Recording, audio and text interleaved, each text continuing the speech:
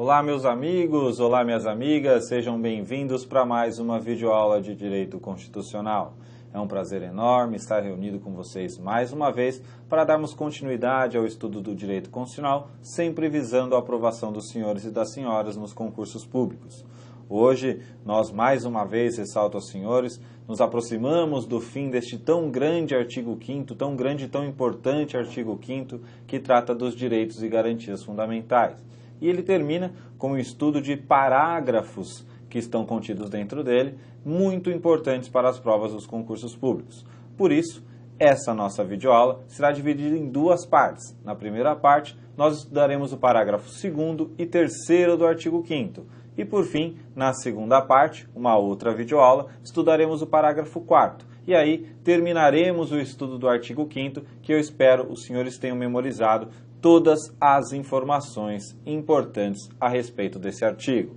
E para começar, faremos como tradicionalmente o fazemos. Nossa 49ª aula, artigo 5º, parágrafos 2º, 3º e 4º. Parte 1. Vamos iniciar com a leitura desses parágrafos, para captar de início as informações mais importantes e as informações mais relevantes. Parágrafo 2º. Os direitos e garantias expressos nesta Constituição não excluem outros decorrentes do regime e dos princípios por ela adotados, ou dos tratados internacionais em que a República Federativa do Brasil seja parte. Parágrafo 3º. Um parágrafo incluído pela Emenda Constitucional número 45 de 2004, que é denominada de Reforma do Poder Judiciário. Os tratados e convenções internacionais sobre direitos humanos que forem aprovados em cada casa do Congresso Nacional, Senado e Câmara dos Deputados, em 2 turnos por 3/5 dos votos dos respectivos membros, serão equivalentes às emendas constitucionais. Professor, de início aqui eu já pude captar a informação de que esse quórum exigido para a aprovação dos tratados internacionais de direitos humanos é o mesmo quórum exigido para a aprovação de emendas constitucionais. E eu sei disso porque eu já li a Constituição mais de uma vez e quando vi o processo de emenda constitucional, o processo legislativo de emenda constitucional, eu tive acesso a essa informação. Parágrafo 4º. O Brasil se submete à jurisdição de Tribunal Penal Internacional, a cuja criação tenha manifestado adesão. Veja, desses 3 parágrafos nós podemos extrair diversas informações importantes. E são essas informações o objeto de estudo no decorrer desta nossa aula. Parágrafo 2º. Os direitos e garantias expressos nesta Constituição não excluem outros decorrentes do regime e dos princípios por ela adotados, ou dos tratados internacionais em que a República Federativa do Brasil seja parte. Veja, quando nós estudamos a classificação da Constituição e falamos que a nossa Constituição está reunida num texto único, nós não nos atentamos ou deixamos de lado, porque era apenas um critério para a classificação, a informação de que hoje nós podemos ter normas com o status constitucional contidas ou excluídas do texto constitucional. Ou seja, a par do texto constitucional, eu posso ter normas com status constitucional. Qual o exemplo clássico? Os tratados internacionais de direitos humanos aprovados com o quórum de emenda constitucional. Refazendo o raciocínio, hoje eu tenho normas com status constitucional que estão fora do texto único da nossa Constituição. E isso se dá em razão do status constitucional conferido aos tratados internacionais de direitos humanos que forem aprovados com o quórum de emenda constitucional, assunto que será tratado ainda nesta videoaula. Muito importante compreender isso. Isso nos leva a outros conceitos relacionados ao tema, como, por exemplo, a ideia de bloco de constitucionalidade. A ideia de bloco de constitucionalidade é quais as normas que seriam consideradas constitucional, que teriam status constitucional e estariam incluídas dentro desse bloco de constitucionalidade. No caso em que nós estamos falando, poderíamos incluir, por exemplo, o texto da Constituição e também os tratados internacionais de direitos humanos. Professor, essa é a única informação importante desse parágrafo 2º? Não, não cai no concurso, despenca nos concursos públicos a informação de que, ou o questionamento a respeito, se o rol de direitos e garantias fundamentais contidos no artigo 5º é exaustivo ou exemplificativo. A resposta há de ser doutrinária e tem que ser muito bem construída.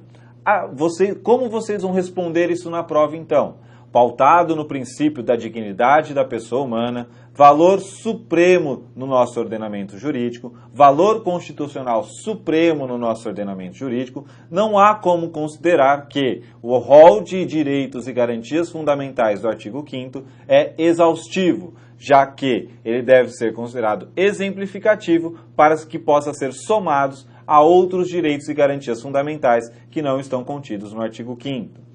Primeira resposta, primeira pergunta. Segunda pergunta.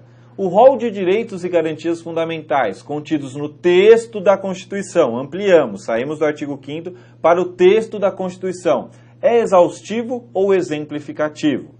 O raciocínio é o mesmo para a resposta dada ao artigo 5º. Pautado no valor constitucional supremo, que é a dignidade da pessoa humana, não há como considerar o texto da Constituição e os direitos e garantias fundamentais os direitos e garantias fundamentais contidos nesse texto como um rol exaustivo, e sim exemplificativo, pois assim não se anula outros direitos e garantias fundamentais que podem ser conferidos ao cidadão. Outro argumento para essa segunda pergunta é dizer que, como existem tratados internacionais de direitos humanos aprovados com o quórum de emenda constitucional e que, portanto, estão contidos fora do texto da Constituição, mas têm status constitucional, nós temos direitos e garantias fundamentais fora do texto da Constituição. Portanto, senhores, parágrafo 2º é um rol exemplificativo. Essa pergunta é muito comum nas provas, sobretudo em prova escrita, onde você tem que argumentar por que é exaustivo ou por que é exemplificativo. Vocês responderão na prova que é exemplificativo porque o princípio fundamental ou valor constitucional supremo, dignidade da pessoa humana, quer sempre ampliar o rol de direitos fundamentais e de garantias fundamentais e nunca diminuir ou esgotá-los. Ainda, continuando, vamos ao parágrafo 3º e vamos fazer novamente a leitura desse parágrafo. Os tratados e convenções internacionais sobre direitos humanos que forem aprovados em cada casa do Congresso Nacional, em 2 turnos por 3/5 dos votos dos respectivos membros, serão equivalentes às emendas constitucionais. É uma norma incluída pela Emenda Constitucional número 45 de 2004 e é uma norma extremamente importante. Para que vocês possam compreender, nós construímos um esquema gráfico. Veja, na pirâmide de Hans Kelsen, que era a pirâmide escalonada de normas, da qual já tivemos oportunidade de falar mais de uma vez, nós temos a Constituição no topo da pirâmide normativa e abaixo dela todas as normas infraconstitucionais. Então aqui nós temos o pilar normativo, para ficar mais didático para os senhores compreenderem, e a Constituição Federal está no topo e abaixo as demais leis. Observem que nós estamos falando agora dos tratados internacionais. Qual a primeira informação? Tratados internacionais sobre direitos humanos aprovados com o mesmo quórum de emenda constitucional, que é a redação do parágrafo 3º do artigo 5º. Eles terão status constitucional. Segunda informação, tratados internacionais sobre direitos humanos aprovados pelo procedimento ordinário. Veja, não tem mais status constitucional. Estarão esses tratados abaixo da Constituição na hierarquia das normas. E demais tratados internacionais aprovados pelo mesmo procedimento ordinário terão o status das demais leis vigentes no nosso ordenamento jurídico. Tá, professor, mas e os tratados internacionais de direitos humanos que não forem aprovados com o quórum de emenda constitucional? Qual a nomenclatura, qual o status que eles devem receber dentro do nosso ordenamento jurídico? As decisões e a doutrina nos levaram à conclusão que nós estamos falando de um status denominado de status supralegal. Status supralegal. Supralegal por quê? Porque está abaixo da Constituição, mas acima das demais leis do nosso ordenamento jurídico. Vejam, vamos repassar para ficar muito claro. Nós podemos ter vários tipos de tratados. Ou vamos dividi-los em dois tipos de tratados para ficar mais fácil. Nós podemos ter os tratados de direitos humanos e os tratados que não versem sobre direitos humanos. Sobre os primeiros, os tratados de direitos humanos, eles podem ser aprovados com o quórum igual ao de uma emenda constitucional e terão status constitucional. Ou eles podem ser aprovados pelo mesmo procedimento ordinário das outras leis. E aí, eles terão status supralegal. Já os demais tratados que não versem sobre direitos humanos, aprovados pelo procedimento ordinário, terão o mesmo status das demais leis. Parece complexo essa informação, mas é uma informação muito fácil. Tratado de direitos humanos aprovados com quórum de emenda, status constitucional. Tratado de direitos humanos aprovados pelo procedimento ordinário, status supralegal. Tratados de direitos humanos aprovados tratados que não versem sobre direitos humanos, aprovados pelo procedimento ordinário, terão o mesmo status das demais leis. Veja, a redação e essa compreensão doutrinária é muito importante até para a discussão a respeito dos tratados que já existiam, que já tinham sido aprovados no nosso ordenamento jurídico antes do advento desta emenda constitucional. Qual o status que esses tratados devem ter? Veja, se, para que tenham um status constitucional, eles devem ser aprovados pelo quórum de emenda constitucional, e eles não o foram, eles terão status supralegal, e não status constitucional, como quis parte da doutrina. Repassando a informação, vamos imaginar um tratado internacional que tenha passado a ter vigência no nosso ordenamento jurídico antes do advento dessa emenda constitucional. Ele foi aprovado, provavelmente, pelo mesmo procedimento ordinário.